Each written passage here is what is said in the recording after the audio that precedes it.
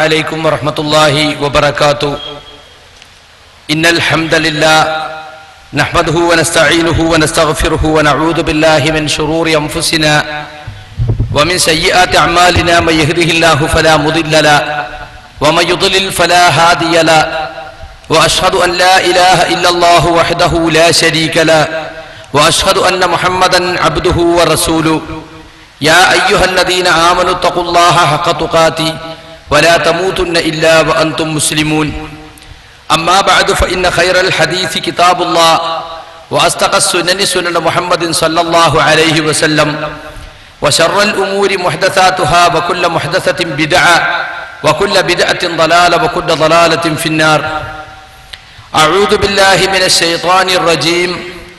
والذين يؤذون المؤمنين والمؤمنات بغير ما اكتسبوا فقد احتملوا بهتانا وإثما مبينا. إن أريد إلا الإصلاح ما استطعت وما توفيقي إلا بالله عليه توكلت وإليه أنيب. പ്രിയമുള്ള സഹോദരി സഹോദരന്മാരെ, നാട്ടുകാരെ, മുജാഹിദ് പ്രവർത്തകരെ, ഈ വാക്കുകൾ ശ്രദ്ധിക്കാൻ എത്തിയിട്ടുള്ള സഹൃദയരായ ശ്രോതാക്കളെ, അള്ളാഹുവിന്റെ നിയമനിർദ്ദേശങ്ങൾ സൂക്ഷിച്ചുകൊണ്ട് അവന്റെ വിധിവിലക്കുകൾ പാലിച്ചുകൊണ്ട് തഖ്വ കൈവിടാതെ ജീവിക്കാൻ ശ്രമിക്കണേ എന്ന പ്രവാചകന്റെ ഓരോ പ്രസംഗത്തിലുമുള്ള വസിയ്യത്ത് ഞാനിവിടെ ആവർത്തിച്ച് ഓർമ്മപ്പെടുത്തുകയാണ്.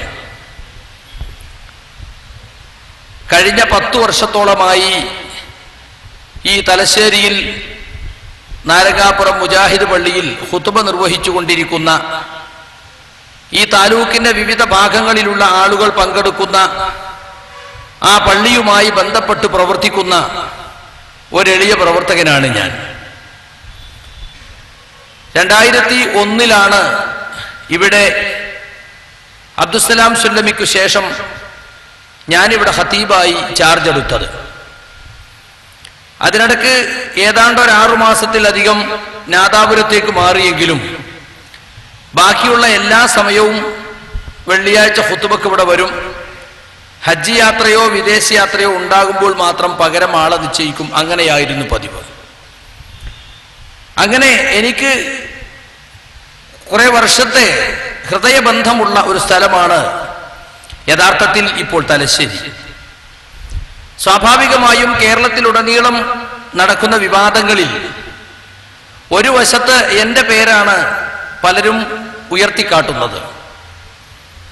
അങ്ങനെ വരുമ്പോൾ എന്നെക്കുറിച്ചുള്ള ആരോപണങ്ങളും ആക്ഷേപങ്ങളും അതിൻ്റെ നിജസ്ഥിതി എന്താണ് എന്ന് തലശ്ശേരിക്കാർക്ക് വ്യക്തമാക്കി കൊടുക്കുക എന്നത് വളരെ ആവശ്യമായ ഒരു സംഗതിയാണ്. ഈ പരിപാടി കുറച്ചുകൂടി നേരത്തെ 1-2 മാസങ്ങൾക്ക് മുമ്പ് നടക്കേണ്ടതായിരുന്നു എന്ന് അഭിപ്രായമുള്ളവർ ധാരാളമുണ്ട്. പക്ഷേ വേറെ പല സ്ഥലത്തും പരിപാടി നടത്താൻ ഡേറ്റ് കൊടുത്ത് ഇവിടുത്തെ സൗകര്യവും എൻ്റെ സൗകര്യവും ഒക്കെ കൂടി പരിഗണിച്ച് അങ്ങനെ നീണ്ടുപോയതാണ്. ഏതായിരുന്നാലും അല്ലാഹു സുബ്ഹാനഹു വ തആല ഇപ്പോഴെങ്കിലും അതിനുള്ള ഒരവസരം നമുക്ക് ഉണ്ടാക്കി തന്നിരിക്കുകയാണ്. സുഹൃത്തുക്കളെ, ഈ കാലഘട്ടം എന്ന് പറഞ്ഞാൽ കള്ള ആരോപണങ്ങളും കിംവദന്തികളും പ്രചരിപ്പിക്കുന്നതിൽ ഒരു പേടിയുമില്ലാത്ത ഒരു കാലമാണ്. പൊതുവെ രാഷ്ട്രീയക്കാർക്കിടയിലും ആ രൂപത്തിലുള്ള മതവുമായി ബന്ധമില്ലാത്ത ഭൗതിക പ്രസ്ഥാനങ്ങൾക്കിടയിലുമാണ് പലപ്പോഴും ഇതൊക്കെ ഉണ്ടായിരുന്നതെങ്കിൽ ഇന്ന് കൂടുതൽ കള്ള ആരോപണങ്ങളും കള്ളപ്രചരണങ്ങളും നടക്കുന്നത് മതരംഗത്ത് പ്രവർത്തിക്കുന്ന ആളുകൾക്കിടയിലാണ്. ആശയപരമായ അഭിപ്രായ വ്യത്യാസം സ്വാഭാവികമാണ്. മനസ്സിലാക്കുന്നിടത്തും പഠിക്കുന്നിടത്തും വ്യത്യാസങ്ങൾ ഉണ്ടായതുകൊണ്ട് നിലപാടുകളിൽ, ദീനിയായ വിഷയങ്ങളിൽ വ്യത്യാസങ്ങൾ ഉണ്ടാകും. അത് ഒരിക്കലും തന്നെ നമുക്ക് ഇല്ലാതാക്കാൻ കഴിയില്ല. പക്ഷേ മതപരമായ വിഷയങ്ങൾ പ്രമാണങ്ങൾ അടിസ്ഥാനത്തിൽ അതിൻ്റെ വിയോജിപ്പുകളും നിലപാടുകളും പറയുക എന്നതല്ല ഇപ്പോൾ നടക്കുന്നത്. ഇപ്പോൾ ചേരി തിരിഞ്ഞുകൊണ്ട് കള്ളപ്രചരണങ്ങൾ നടത്തുകയാണ്. ഈ തലശ്ശേരിയെ സംബന്ധിച്ചിടത്തോളം മുജാഹിദ് പ്രസ്ഥാനത്തിന് വളരെ കാലം മുമ്പ് മുതൽക്കേ വേരുകളുള്ള ഒരു പ്രസ്ഥാനമാണ് ഈ മുജാഹിദ് പ്രസ്ഥാനം. ഈ പ്രദേശത്ത് മുജാഹിദ് പ്രസ്ഥാനത്തെക്കുറിച്ച് കേൾക്കാൻ തുടങ്ങിയിട്ട് പതിറ്റാണ്ടുകളായി.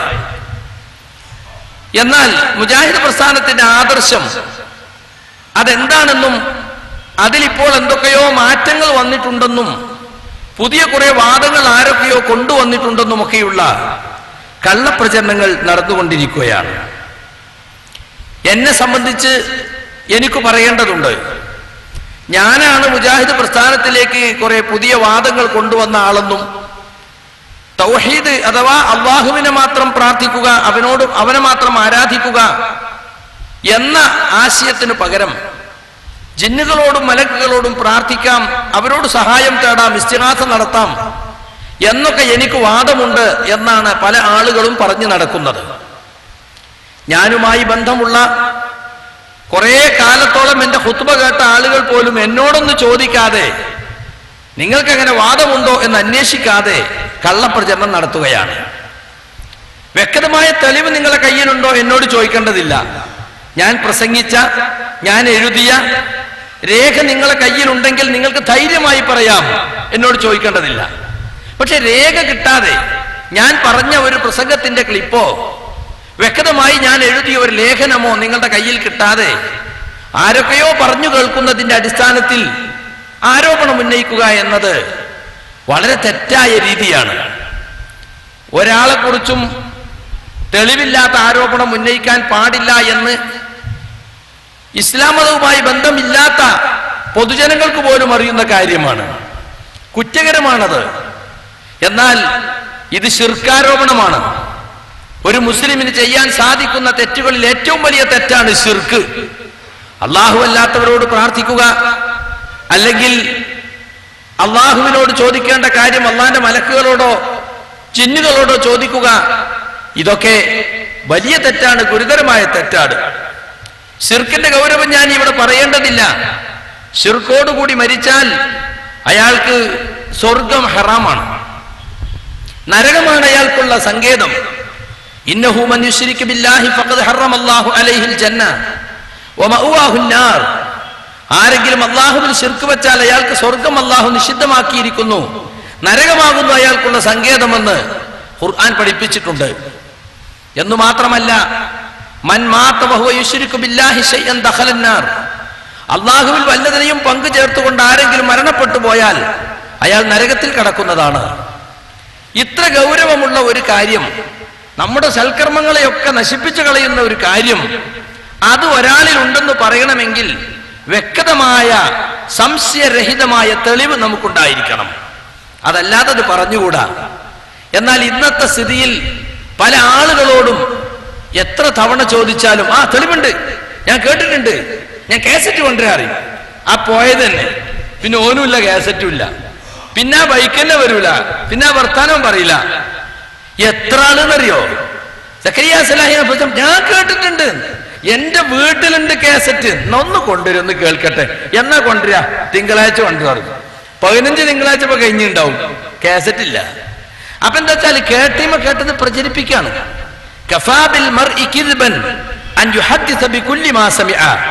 കേട്ടത് മുഴുവൻ പ്രചരിപ്പിക്കുന്നത് തന്നെ ഒരാൾക്ക് കുറ്റമായിട്ട്, കഫാബിൽ ഇസ്മൻ എന്നുണ്ട്, കഫാബിൽ കിതുമെന്നുണ്ട്. ഒരാൾക്ക് കളവായിട്ട് ധാരാളം മതി, ഒരാൾക്ക് കുറ്റമായിട്ട് ധാരാളം മതി എന്ന് നബി സല്ലല്ലാഹു അലൈഹി വസല്ലമ പറഞ്ഞിട്ടുണ്ട്. നിങ്ങളടുക്കൽ ഒരാളൊരു കള്ളവാർത്തയുമായി വന്നാൽ നിങ്ങൾ അതിന്റെ നിജസ്ഥിതി അന്വേഷിക്കണം. ഇൻ ജാഅകും ഫാസിഖും ബിനബഇൻ ഫതബയ്യനു. ഒരധർമ്മകാരി നിങ്ങളടുക്കൽ ഒരു വാർത്തയുമായി വന്നാൽ നിങ്ങൾ അതിന്റെ നിജസ്ഥിതി അന്വേഷിക്കണം. അല്ലെങ്കിൽ എന്താ സംഭവിക്കുക? അൻ തുസീബു ഖൗമൻ ബിജഹാല. ഒരു വിഭാഗത്തെ നിങ്ങൾ അറിയാതെ ആപത്തേൽപ്പിക്കലായിരിക്കും അത്. ഫതുസ്ബിഹു അലാ മാ ഫഅൽതും നാദിമീൻ. അങ്ങനെ നിങ്ങൾ പ്രവർത്തിച്ചതിന്റെ പേരിൽ പിന്നീട് നിങ്ങൾക്ക് ഖേദിക്കേണ്ടി വരും. നിങ്ങൾ നോക്കൂ, 2002 ഒരു പിളർപ്പുണ്ടായി മുജാഹിദ് പ്രസ്ഥാനത്തിൽ. ഒരു കൂട്ടർ ഒഴിഞ്ഞുപോയി, 35 പേരെ പുറത്താക്കിയിട്ടുള്ളൂ. പക്ഷെ അവർ പിറ്റേന്ന് തന്നെ പറഞ്ഞു, ഞങ്ങൾ വേറെ സംഘടനയാണ്, NMK, Nadwathul Mujahideen of Kerala എന്ന പേരിൽ ഞങ്ങൾ നേരത്തെ സംഘടന രജിസ്റ്റർ ചെയ്തിട്ടുണ്ട്. ISM എന്നത് KNMന്റെ കീഴിലുള്ള രജിസ്റ്റർ ചെയ്യാത്ത ഒരു സംഘടനയായിരുന്നു. അത് ഞങ്ങൾ സ്വന്തമായി രജിസ്റ്റർ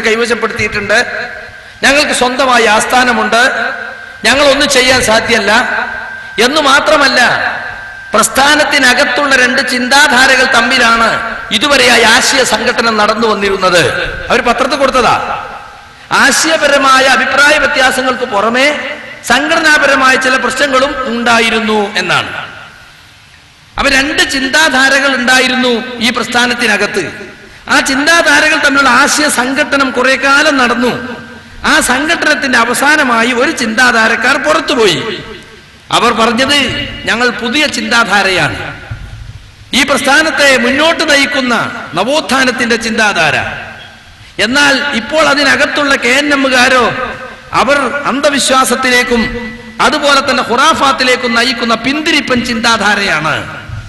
ഇവർ ജിന്നിലേക്ക് കൊണ്ടുപോവുകയാണ്, ഇവർ അന്ധവിശ്വാസത്തിലേക്ക് കൊണ്ടുപോവുകയാണ്, അതിനെ ഞങ്ങൾ ചോദ്യം ചെയ്തതാണ് പ്രശ്നം എന്ന് പറഞ്ഞുകൊണ്ടാണ് അവർ പുറത്തുപോയത്.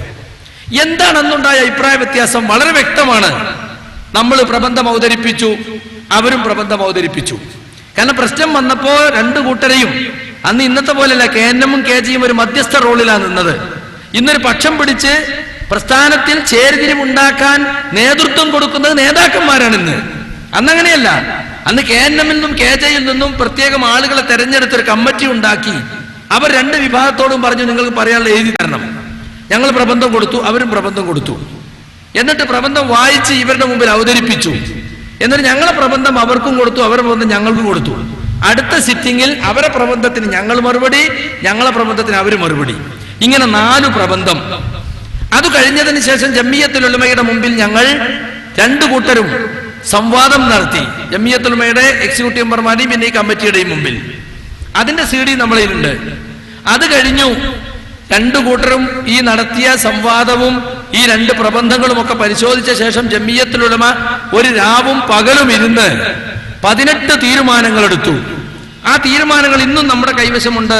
KJയുടെ തീരുമാനമായി എല്ലാ യൂണിറ്റുകൾക്കും അത് അയച്ചു കൊടുത്തു. രേഖയാണത്. ഓരോ വാദം അവർ പറയും, അതിന് മറുവാദം പറയും, തീരുമാനം എടുക്കും. അടുത്ത വാദം പറയും, മറുവാദം പറയും, തീരുമാനം എടുക്കും. അങ്ങനെ 18 തീരുമാനം. ആ 18 തീരുമാനങ്ങൾ വിശദീകരിച്ചുകൊണ്ട് എത്രയോ സ്ഥലങ്ങളിൽ നമ്മൾ പ്രസംഗിക്കുകയും എഴുതുകയും ലേഖനങ്ങൾ ഉണ്ടാക്കുകയൊക്കെ ചെയ്തു. അതിന്റെയൊക്കെ പുസ്തകങ്ങൾ ഇന്നും നമ്മുടെ കയ്യിലുണ്ട്. മുജാഹിദ് പ്രസ്ഥാനം പുതിയ വാദങ്ങളും എന്ന പേരിൽ MPA ഖാദിർ കരുവമ്പലിന്റെ ബുക്ക് ആ വിഷയത്തിൽ ഇറക്കിയതാണ്. ഈ ഉള്ളവൻ എഴുതിയിട്ടുള്ള ജിന്നു സേവയും പിശാച് ബാധയും പിളർപ്പന്മാരുടെ സ്വന്തം കൃതികളിൽ, അതുപോലെ തന്നെ ജിന്നും സിഹറും മടവൂരികളുടെ ദുഷ്പ്രചരണവും, സലഫി പ്രസ്ഥാനം വിമർശനങ്ങൾക്ക് മറുപടി, ഗൾഫ് സലഫികളും കേരളത്തിലെ ഇസ്ലാഹി പ്രസ്ഥാനവും വിമർശനങ്ങൾക്ക് മറുപടി, ഈ ഇത്രയും പുസ്തകങ്ങൾ നമ്മൾ ഇറക്കിയതാ. അവരിറക്കിയ പുസ്തകങ്ങളുണ്ട്. നീല പുസ്തകം, മുജാഹിദ് പ്രസ്ഥാനത്തിലെ ഭിന്നിപ്പ് കാരണങ്ങളും വസ്തുതയും അവരിറക്കിയ പുസ്തകമാണ്. അത് ആദ്യം അനൗദ്യോഗികമായി ഇറക്കി, പിന്നെ ഔദ്യോഗികമായി പേര് വെച്ച് MI സുല്ലമിന്റെ പേരിൽ ഇറക്കി. ഗൾഫ് സലഫിസും മുജാഹിദ് പ്രസ്ഥാനവും MI സുല്ലമി ഇറക്കിയ പുസ്തകമാണ്. ഇങ്ങനെ എന്താണെന്ന് സംഭവിച്ചതെന്ന് രേഖകൾ സഹിതം ഇന്ന് നമുക്ക് പറയാൻ കഴിയും. എന്നാൽ ഇന്നത്തെ ഈ സംഭവത്തിൽ ആർക്കും പറയാൻ കഴിയില്ല. ആർക്കും. പിന്നെ പേരിന് പ്രബന്ധമൊക്കെ ഉണ്ടായിട്ടുണ്ട്, ശരിയാണ്. ഞാൻ പ്രബന്ധം അവതരിപ്പിച്ചു. അനസ് മുസ്യാരും ഹനീഫ് ഗായക്കൊടിയും ശംസുദ്ദീൻ ബാലത്തും മജീദ് സലാഹിയും കൂടി പ്രബന്ധം കൊടുത്തു. പക്ഷേ അത് 2 ചേരിയായിട്ടല്ല. വിഷയം പഠിക്കാൻ വേണ്ടി 2 കൂട്ടരും പ്രബന്ധം കൊടുത്തു. 2 കൂട്ടരും പ്രബന്ധത്തിൽ ഏതാണ്ട് ഒന്ന് തന്നെ ഉള്ളത്. അല്ലറ ചില്ലറ വ്യത്യാസങ്ങൾ ഉണ്ടായി. കാരണം അവർ പ്രബന്ധം എന്താ ഇതിനെ ഞാൻ നോക്കിയിട്ടില്ല, ഞാൻ എന്തെന്ന് അവർക്കും അറിയില്ല. എന്റെ പ്രബന്ധത്തിന് മറുപടിയല്ല അവരുടെ പ്രബന്ധം, അവരുടെ പ്രബന്ധത്തിന് മറുപടിയല്ല എന്റെ പ്രബന്ധം. എന്നിട്ട് ഞങ്ങൾ 2 കൂട്ടരെയും വേറെ വേറെ വിളിച്ച് ചർച്ച ചെയ്തു. എന്നെ വിളിച്ച് ചർച്ച ചെയ്തപ്പോ എന്താ പറഞ്ഞത്? 53 പേജുള്ള മലയാളത്തിലെ പ്രബന്ധം ഇന്നും നിങ്ങൾക്ക് വായിക്കാൻ കിട്ടും, നിങ്ങൾക്ക് പലരും കണ്ടു കാണും. അതിലെന്താ ഉള്ളത്? എന്നോട് അന്ന് അത് ജൂറി നിശ്ചയിച്ചിരിക്കുക. KJU KNM പ്രസിഡന്റ് സെക്രട്ടറിമാരും, അപ്പൊ 4 ആള്, പിന്നെ ഫത്വ ബോർഡ് ചെയർമാനും. പണ്ടത്തെ പോലെ എല്ലാവർക്കും കൊടുത്തില്ല പ്രബന്ധം. ജമിയത്തിന്റെ എക്സിക്യൂട്ടീവിൽ പോലും ഈ പ്രബന്ധം കാണാത്തവരുണ്ട്. ഈ 5 ആളെ കണ്ടിട്ടുള്ളൂ. പലപ്പോഴും ജമിയത്തിന്റെ എക്സിക്യൂട്ടീവ് ആവശ്യമാണ്, ഞങ്ങൾക്കൊക്കെ ആ പ്രബന്ധം തരും, ഇതുവരെയും കൊടുത്തിട്ടില്ല. എന്നെ കുറിച്ച് ഞാൻ ആ പ്രബന്ധത്തിൽ ജിന്നിനെ വിളിച്ച് പ്രാർത്ഥിക്കാൻ എഴുതിയിട്ടുണ്ട്, അങ്ങനെ എഴുതി ഇങ്ങനെ എഴുതി എന്നൊക്കെ പറഞ്ഞപ്പോ ഞാൻ പലർക്കും കൊടുത്തു. അതെന്നെ ആക്ഷേപമായിട്ട് അപ്പൊ പറയാറ്. സക്കരിയ സലാഹി ജമിയത്തിന് കൊടുത്ത പ്രബന്ധം ജനങ്ങൾക്ക് കൊടുത്തു. അപ്പൊ പഴയ കാലങ്ങളിലല്ല, പണ്ടത്തെ ചർച്ചയിലുള്ള പ്രബന്ധം എല്ലാ സാധാരണക്കാരുടെ കയ്യിലുണ്ട്. ആർക്കും വായിച്ചു നോക്കാൻ പറ്റും. എന്താ നടന്നെന്ന് പറഞ്ഞു കൊടുക്കാൻ പറ്റും. എന്താ നിങ്ങളും മടവുകളും തമ്മിൽ വ്യത്യാസം ഇരുന്നാ പറഞ്ഞു കൊടുക്കാൻ പറ്റും. അതുമാത്രമല്ല, 2002 മുതൽ 2012 വരെ മടവൂർ വിഭാഗം പുറത്തിറക്കിയ പുസ്തകങ്ങളും അതുപോലെ ലഘുലേഖകളും അവർ നടത്തിയ പ്രഭാഷണങ്ങളും ഒക്കെ സീഡിയും ഈ 10 കൊല്ലത്തിനിടക്ക് അത് നമ്മൾ രണ്ടും പരിശോധിച്ചായി.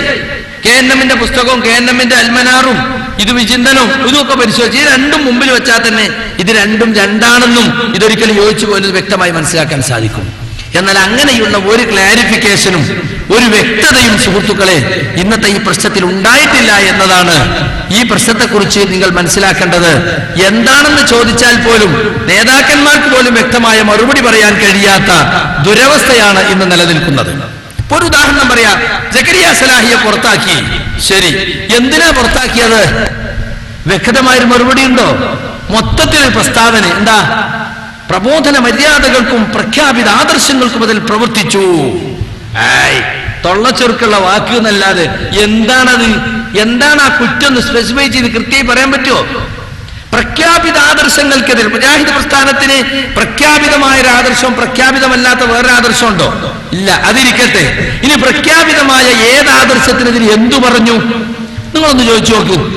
പുളിക്കൽ ഞാൻ പ്രസംഗിച്ചതാണത്രേ നടപടിക്ക് കാരണം. 43 മിനിറ്റുള്ള പ്രസംഗം, അതിന് അവസാനത്തെ 5-6 മിനിറ്റ് റുഖ്യ ശർഈയുമായി ബന്ധപ്പെട്ട് അവിടെ ഉണ്ടായ ചില കുപ്രചരണങ്ങൾക്ക് മറുപടി പറഞ്ഞു. അത് സ്റ്റേജിലിരുന്ന് അബ്ദുറഹ്മാൻ സലഫിക്ക് പറ്റിയില്ല, അതാ പ്രശ്നം.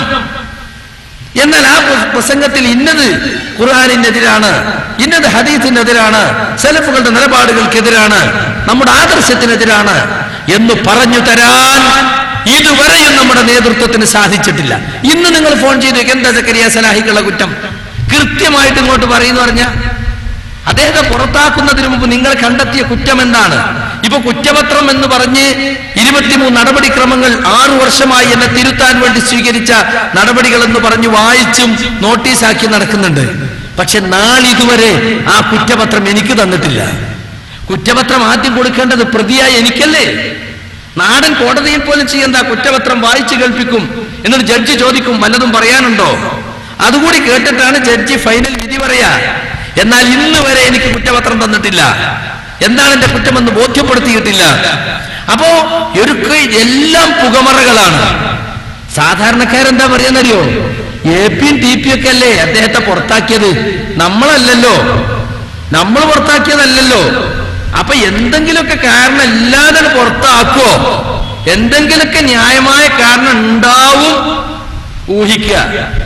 ഊഹിക്കുകയാണ്. എന്ത്? മുജാഹിദ് പണ്ഡിതന്മാരെ കുറിച്ച് മൊത്തത്തിൽ ആളുകൾക്കുള്ള ഒരു നിലപാടുണ്ടല്ലോ, ആ നിലപാടിന്റെ അടിസ്ഥാനത്തിൽ അവർ കളവ് പറയില്ല, ഉള്ളതന്നെ ആവും എന്ന ഒരു അന്ധവിശ്വാസത്തിന്റെ പേരിൽ അങ്ങനെ പോവുകയാണ്. വാസ്തവത്തിൽ സുഹൃത്തുക്കളെ ആ ക്വാളിറ്റിയൊക്കെ അവർ തന്നെ കളഞ്ഞു കുളിച്ചു. പാർട്ടി താല്പര്യങ്ങളും സംഘടനക്കകത്തുള്ള കോക്കസ് പ്രവർത്തനങ്ങളും കാരണം ആ നിലപാടിൽ നിന്നൊക്കെ മാറി പാർട്ടി താല്പര്യങ്ങൾക്ക് വേണ്ടി അവർ അജണ്ട നടപ്പിലാക്കുന്നതിനു വേണ്ടി കള്ള ആരോപണമാണ് യഥാർത്ഥത്തിൽ എനിക്കതിൽ ഉന്നയിച്ചിട്ടുള്ളത്. ഞാൻ എന്റെ നിലപാടുകൾ വ്യക്തമാക്കിക്കൊണ്ട് അവിടെ KNM എക്സിക്യൂട്ടീവിന് കത്ത് കൊടുത്തിട്ടുണ്ട്. അതുപോലെ KNMന്റെ സംസ്ഥാന കൗൺസിലിന് കത്ത് കൊടുത്തിട്ടുണ്ട്. അതൊക്കെ വളരെ വ്യക്തമാണ്. നിങ്ങൾക്കോട് പുറത്തു വാങ്ങാൻ കിട്ടും. സലഫി പ്രവർത്തകരോട് സ്നേഹപൂർവ്വം എന്ന പേരിൽ എന്റെ ഒരു പുസ്തകം. ആ പുസ്തകത്തിൽ വ്യക്തമായി എന്റെ 2 കത്തുകളും അതുപോലെ എനിക്ക് അവർ തന്നിട്ടുള്ള നിബന്ധനകളും ഒക്കെ ഞാൻ ഒപ്പിട്ട് കൊടുത്തതും മറ്റുമൊക്കെ അതിൽ വ്യക്തമായി പറഞ്ഞിട്ടുണ്ട്. വളരെ വ്യക്തമാണത്. എന്താണ് എനിക്ക് പറയാനുള്ളത്? യഥാർത്ഥത്തിൽ ഒരു തെളിവ് ഞാൻ ജിന്നുകളോട് പ്രാർത്ഥിക്കാമെന്നും അല്ലെങ്കിൽ ജിന്നുകളോട് ഇസ്തിഗാസ നടത്താമെന്നും പറഞ്ഞതിന് ഒരു തെളിവ് കൊണ്ടുവരാൻ സാധിച്ചിട്ടുണ്ടോ? നിങ്ങളൊക്കെ ദീർഘകാലം എന്റെ ഖുത്ബ കേട്ടവർ പലരും ഇവിടെ ഇരിക്കുന്നുണ്ട്. കഴിഞ്ഞ 10 വർഷത്തിനിടയിൽ എന്റെ ലീവും മറ്റൊക്കെ ഒഴിവാക്കിയാലും എങ്ങനെ 350-400 ഖുത്ബന്റെ നടത്തിയിട്ടുണ്ടാവും. ഈ ഖുത്ബയൊക്കെ അധികവും ഇവിടെ റെക്കോർഡ് ചെയ്തിട്ടുണ്ട്. അതിലേതെങ്കിലും ഒരു വാചകം കിട്ടൂലേ? ഒരു വാചകം കിട്ടൂലേ? ഞാൻ ഏതോ ആഫ്രിക്കയിൽ ജീവിക്കുന്ന ആളല്ല, നിങ്ങൾക്കിടയിൽ ജീവിച്ച ആളാണ്. ഞാൻ എഴുതിയ ലേഖനങ്ങൾ ഇവിടെ ഉണ്ട്. ഒരു ലേഖനത്തിൽ ഒരു തുണ്ടവർക്ക് കിട്ടൂലേ? എന്തേ കൊണ്ടുവരാത്തത്? എന്തേ കൊണ്ടുവരാൻ കഴിയാത്തത്? അപ്പൊ സുഹൃത്തുക്കളെ, പച്ചക്കള്ളം സാധാരണക്കാരെ വിളിച്ചുകൂട്ടി പറയുകയാണ്. 1982 മുതൽ ദഅവാ രംഗത്തും സംഘടനാ രംഗത്തുമുള്ള ആളാണ് ഞാൻ ഒന്നാമത് ഖുത്ബ പറഞ്ഞത് 82-ലാണ്. ഇന്ന് 2012 വന്നു. 30 കൊല്ലം കഴിഞ്ഞു. എനിക്ക് വയസ്സ് 46. ഈ 30 കൊല്ലത്തിനിടക്ക് ഞാൻ പറഞ്ഞിട്ടുള്ള ഖുത്ബകള്, ഞാൻ എഴുതിയ ലേഖനങ്ങള്, ഞാൻ പ്രസംഗിച്ച കാസറ്റുകളൊക്കെ ഉണ്ട്. എനിക്ക് പല അബദ്ധവും സംഭവിച്ചിട്ടുണ്ടാകാം. ഞാൻ മഅസൂമൊന്നല്ലല്ലോ. പക്ഷെ ജിന്നിനെ വിളിച്ച് പ്രാർത്ഥിക്കാം, മലക്കിനെ വിളിച്ച് സഹായം തേടാം എന്ന് പറഞ്ഞ ഒരു വരി കൊണ്ടുവരട്ടെ. ആർക്കെങ്കിലും കൊണ്ടുവരാൻ സാധിച്ചോ? 6 വർഷമായി എന്നെ തിരുത്താൻ നടന്ന ആളുകൾക്ക് സാധിച്ചിട്ടുണ്ടോ? സാധിച്ചിട്ടില്ല എന്നതാണ് വാസ്തവം. ഇനി സുഹൃത്തുക്കളെ, എനിക്ക് വാദമില്ലെന്ന് ഞാൻ മാത്രമല്ല പറഞ്ഞിട്ടുള്ളത്.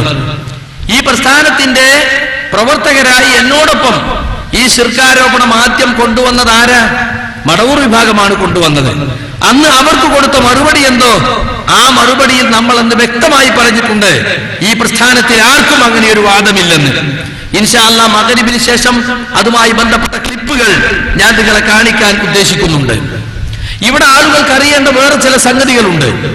ഇപ്പോൾ ഏതായാലും കേരള നദ്വത്തുൽ മുജാഹിദീന്റെ പിന്നിലുള്ള ആളുകൾ വ്യക്തമായ 2 ചേരിയായി മാറിക്കഴിഞ്ഞു. അത് മറച്ചു വെച്ചിട്ട് കാര്യമില്ല, അതെല്ലായിടത്തും വ്യക്തമാണ്. സ്വാഭാവികമായും ആളുകൾ ചോദിക്കുന്നത്, ഈ ചേരിതിരിവ് ആരുണ്ടാക്കി? സക്കരിയ സലാഹി ഉണ്ടാക്കി എന്നാണ് ചില ആളുകൾ പറയുന്നത്. ഞാൻ വിചാരിച്ച അങ്ങനെ ചേരിയാകാൻ പറ്റുമോ? എന്താ എന്റെ കഴിവ്? ഞാൻ ചേരിയായിക്കൊള്ളിടാ എന്ന് എല്ലാവരും ചേരിയാകാം. ആ ചേരി കൂടിക്കൊള്ളിയണ്ട, ചേരി കൂടുക, അങ്ങനെ താളാ. ഞാൻ മടവൂർ വിഭാഗം പിരിഞ്ഞു പോയ കാലത്തും പറഞ്ഞത് അങ്ങനെയാണ്. ഞാനാണ് ചേരി തിരിച്ചത്. വാസ്തവത്തിൽ അന്നുണ്ടായത് ആദർശ വ്യതിയാനവും അവരുടെ അബദ്ധങ്ങളും ഒക്കെ ജമിയത്തുൽ ഉലമയുടെ മുമ്പിലും പൊതുജനങ്ങളുടെ മുമ്പിലും കൊണ്ടുവരുന്നതിൽ എന്റേതായ പങ്ക് വഹിച്ച ഒരു വ്യക്തി എന്നത് മാത്രമാണ് അന്ന് എനിക്കുണ്ടായിരുന്നത്. പക്ഷേ സംഘടനയിൽ ഒരുപാട് 10-11 കൊല്ലത്തോളം ഗൂഢപ്രവർത്തനങ്ങൾ നടത്തി സംഘടന കയ്യിലാക്കാൻ പണിയെടുത്ത മടവൂർ വിഭാഗം വളണ്ടിയർ കോറിനെ ഉപയോഗിച്ച് സംഘടന ഹൈജാക്ക് ചെയ്യാൻ കാണിച്ച പ്രവർത്തനങ്ങൾ അതതിന്റെ പരിസമാപ്തിയിലേക്ക് നീങ്ങുമ്പോഴാണ് വായിൽ വെച്ചത് വലിച്ചൂരി എന്ന് പറഞ്ഞതുപോലെ ഞങ്ങൾ പുറത്തേക്കെടുത്തത്, സംഘടനയെ രക്ഷപ്പെടുത്തിയത്. ഈ APയും TPയൊക്കെ ശങ്കിച്ച് നിൽക്കുന്നു. APയുടെയും TPയുടെയും പിന്നാലെ ഞങ്ങൾ പോയതല്ല, ഞങ്ങളെ പിന്നാലെ APയും TPയും വന്നതാ. ആദ്യം ഇവർക്കൊന്നും തിരിഞ്ഞില്ല എന്താ ആദർശ വ്യതിയാനെന്ന്. മനസ്സിലായില്ലേ? അങ്ങനെയൊക്കെ ഉണ്ടോ? ചെറിയ മുണ്ട എഴുതി അത് പാലം പണി, അത് ആണോ? പ്രബോധന വിജയത്തിന് പൊതു താല്പര്യ മേഖല കണ്ടെത്തുക എന്ന ശബാബിലെ ലേഖനം വായിച്ചു കേൾക്കുമ്പോൾ TP ചോദിക്കുക, അങ്ങനെയൊക്കെ ഉണ്ടോ? അത് ശരിയാണോ? പക്ഷെ ജമിയത്തിന്റെ മീറ്റിംഗ് കൂടിയപ്പോ ചെറിയ മുണ്ടം പറയാണ്, ആ പൊതു താല്പര്യ മേഖലയെ കുറിച്ചുള്ള ലേഖനം ആരും എന്നോട് പറഞ്ഞിട്ട് എഴുതിയതല്ല, ഞാൻ സ്വന്തം നിലക്ക് എഴുതിയതാണ്. ഏതെങ്കിലും വ്യക്തികളോ വിഭാഗങ്ങളോ പ്രേരിപ്പിച്ചിട്ട് എഴുതിയല്ല. അതിനുള്ള തെറ്റുകൾക്ക് ഞാൻ മാത്രമാണ് ഉത്തരവാദി. അതിനെ ന്യായീകരിക്കാൻ ഞാൻ ആരോടും പറഞ്ഞിട്ടില്ല, ഇനിയും പറയുന്നില്ല. അപ്പൊ ചെറിയ മുണ്ടം പറയുന്നതിൽ അബദ്ധമുണ്ടെന്ന്.